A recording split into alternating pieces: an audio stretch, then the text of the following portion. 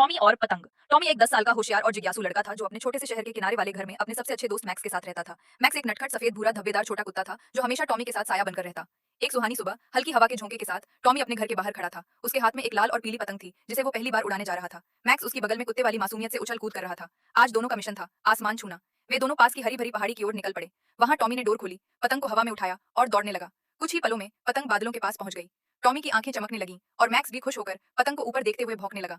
लेकिन तभी एक तेज हवा का झोंका आया और पतंग को डोर से छुड़ाकर दूर आसमान में उड़ाकर ले गया। टॉमी की आंखों में चिंता थी और मैक्स तुरंत भाग पड़ा जैसे पतंग को पकड़ लेगा। टॉमी भी पीछे दौड़ा। वे दोनों एक संकरे जंगल के रास्ते में घुस गए जहां झाड़ियां और लकड़ियां रास्ता रोक रही थीं। लेकिन टॉमी हार मानने वालों में से नहीं था। वो झाड़ियों को पार करता गया। मैक्स उसकी अगुवाई कर रहा था। आखिरकार एक ऊंचे पेड़ के नीचे मैक्स रुका और भौंकने लगा।